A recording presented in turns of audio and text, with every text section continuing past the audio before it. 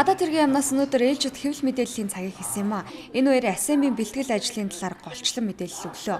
Монгол улс дээд хэмжээний уулзалтыг эх орондоо зохион байгуулж байгаагийн хувьд түүх соёлоо таниулсан урлаг соёлын арга хэмжээ хэрхэн зохион байгуулах вэ гэдгийг сэтгүүлчдийн зүгээс сонирхон асуужуулаа. Мөн АСЕАН-ийн зочдыг тэмээн цуваагаар угтаж авах тухай мэдээлж буй. Энэ талаар мэдээж хэрэг Монголынхоо эх орноо сурчилсан, Монголынхаа түүх соёлыг сурчилсан, ялангуяа урлаг соёлоо сурчилсан ийм арга хэмжээ төлөвлөгдөж байгаа. Бүх арга хэмжээний үеэр урлагийн соёлын тоглолтууд явагдана. Ялангуяа АСЕАН-ийн тэр дээд түвшний уулзалтын үеэр бол нэлээд өргөн хэмжээний ийм урлаг соёлын арга хэмжээ төлөвлөгдөж байгаа. 20 жилийн тэмдэглэх хүрээнд урлаг соёлын арга хэмжээ зохион байгуулах энэ ажлыг Батүл дараагаар нийслэлийн засгаар Батүлаар ахлуулсан хотын холбогдох байгууллагууд хотын соёлын газар орж байгаа. За дээр нь ганц төмөр сайдын ахалсан боловсон соёлын шинжилгээний яам энэ хоёр хамтраад энэ зохион байгуулалтын ажлыг бэлтгэл ажил дээр ажиллаж байгаа. За тэмээн цуваагаар угтаж авна гэсэн ийм ерөөсөө байхгүй. Энэ мэрэгч байгаа юм ерөөсөө байхгүй. Энэ буруу ташаа мэдээлэл байна. АСЕАН-ийн өмнө 9 арга хэмжээ зохион байгуулна. Эхний арга хэмжээ нь 4-р сарын 1-нд эхэлнэ. АСЕАН-ийн парламент зочдын уулзалт болох юм байна. Мөн цаашлаад сангийн сайд нарын уулзалт, сэтгүүлчдийн уулзалт, бизнес болон иргэний форум гэх мэтчлэн сар бүр АСЕАН-ыг угтсан арга хэмжээ зохион байгуулах юм байна.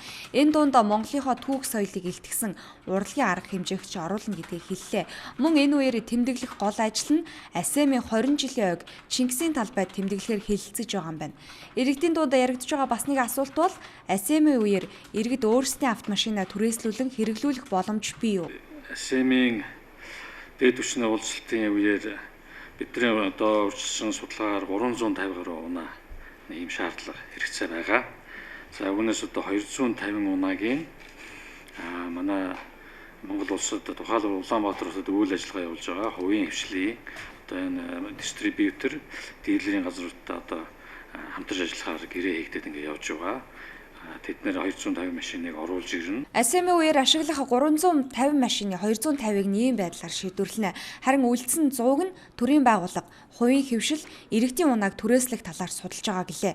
Мөн бүгд найрамдах Солонгос улс зам тээврийн яамны хамтран хэрэгжүүлж байгаа том оврын 300 автобус оруулах ажлыг шуурхаалan эхний ээлжинд 50 автобусыг АСЕАН-ийн өмнө нийлүүлж ашиглах юм байна. 3 дахь асуулт бол АСЕАН-ийн үеэр иргэдийг хотоос гаргах тухай мэдээлэл бий. Энэ асуултанд энэ хоёр өдрүүдэд бол хотын төв, ялангуяа хотын төвийн хэсэг бол нэлээд тодорхой хэмжээгээр хязгаарлагдана хөдөлгөөн, замын хөдөлгөөн. Энд харуул хамгаалт гарна. За тэгэхээр аль болох одоо иргэдтэй хүндрэл учруулахгүй талаас нь мэдээж бид нэр бодож ажиллаж байгаа, төлөвөө гаргаад. За энэ үеэр Улаанбаатар хотын иргэдээ ер нь одоо зуны өрн дулаан цаг болсон байна. Зуны амралтаа аваад одоо хөдөө гадаа аяллаар одоо амралтаараа ингээд явахыг бид нэр уриална. За мөн нийслэлийн засаг дараа Батүл ч гэсэн одоо энэ талаар ер нь дөхөөд ирэхээр нь уриалга гаргаж нийслэлийнхээ одоо энэ үеэр хөдөө гадаа одоо аяллаар яваа гэж уриалга гаргана гэж байгаа. Мөн аялал жуулчлалын компаниудтай урьдчилсан байдлаар тохиролцоо хийжээ. Учир нь наадмын үеэр Монголд гадаадын жуулчд олноор ирнэ. Жуулчдыг 7 дугаар сарын 14-ний хүртэл нийслэлд байлгаад 14-өөс хойш орон нутаг руу чиглүүлэх зохицуулалт хийх талаар хэлсэн байна. Тэгвэл АСЕАН-ийн дээд хэмжээний уулзалтын зочд болох төрийн өндөрлгүүдийг байрлуулах АСЕАН Вилла хотхны ажил агцтай явж байгаа мэдээлэл өглөө. Гүйцэтгэгч компани зүгээс 5 дугаар сарын 1 гэхэд АСЕАН Вилла хотхныг хүлээлгэж өгөхөөр төлөвлөн ажиллаж байгаа юм байна.